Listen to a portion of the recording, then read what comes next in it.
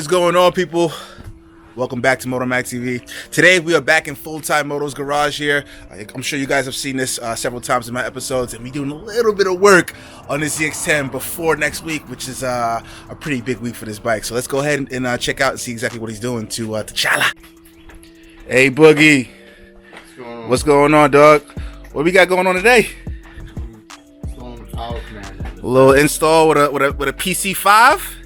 Oh, okay. I can't wait for this. This is gonna be a dope install. I still can't get this whole situation figured out. The tail of the Gen 6 is just like, come on, man. It's just like unnecessary. But nonetheless, we will be installing this bad boy. As you guys probably have seen from my last episode, installing that 3/4 exhaust, which is looking absolutely lovely, by the way. Absolutely lovely. Color is setting in beautifully. So we're going to be installing this power commander today, so hopefully to get a little bit more gains, and then after this we will have it tuned, most likely from Ricardo at Motorcycle Mall, and I know he's going to get my bike looking real good, looking real right. So I'm going to let Anthony work, and we are going to see how this install goes, man. I wish I could explain to you guys what's going to happen, but this is beyond my technical abilities, so I'm going to let the pros do what they do. So we'll see you guys in a sec, man. Making a little bit of progress here. And I believe the power commander from the instructions said that it's going to sit right here between the subframe and the battery. That's where the module is actually going to go. And obviously you got to connect it all the way up to the tank. But Ant got it covered.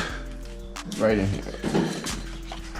Sits just in like that? Yeah. Okay. Now is that gonna like make if the battery gets hot, is that gonna like shouldn't. It's got some tape I think to stick onto the other thing. Okay. Not sure yet. But the battery never gets hot anyway. No. Something like that. Alright, moving right along. And this one wire is one of the problem though. You got more than one solid purple wire. It tells you the pin connector 20, but I can't go off that pin connector because that's not the bike. That's not the one. So this is where it's a little tricky. Got two purple wires. Alright, so I'm trying to figure out what TPS wire to run into.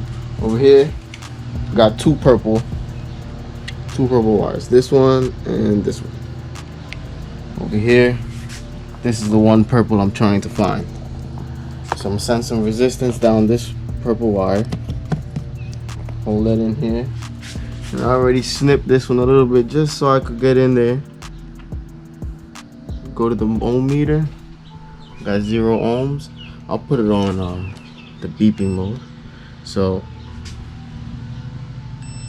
beeps. So I was able to identify which purple was this purple wire.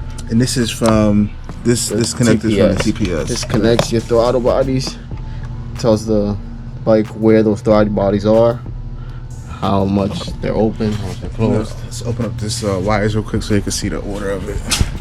Just so you guys can know, it's this purple wire here. So if I had the connector out facing us like this, it's still hard to see how the order Gen goes. 5, where it's 3 plugs, and it's quite obvious which purple it is because it's only one purple in that one plug. Versus the Gen 6, we got 2 plugs to the ECU, so a little bit of investigator work there.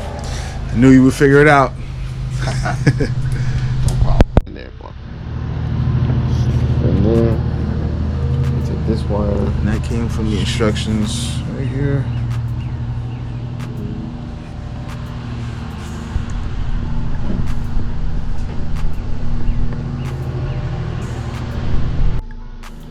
So we got this all plugged into here. I'm just gonna tape up everything else.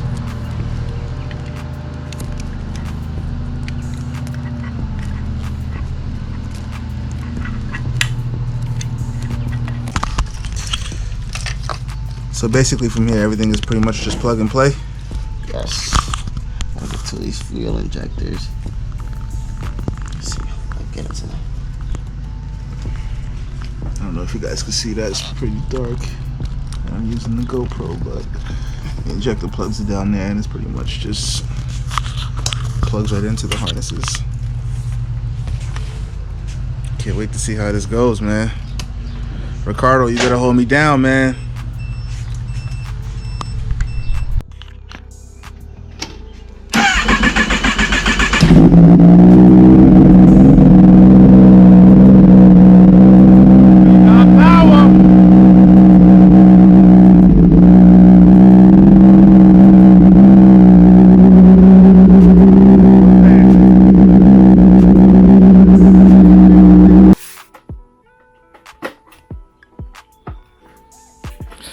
So we got the power commander installed.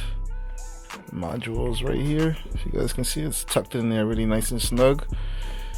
And it's just another key component installed on this Gen 6 slow build. Call it a slow build.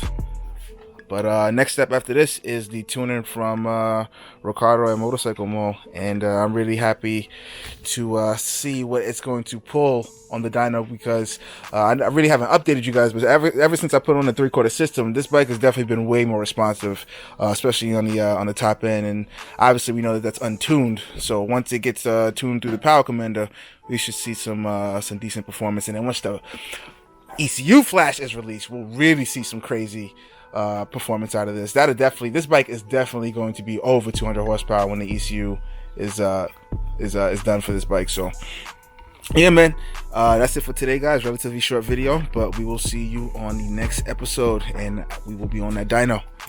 Peace out, people.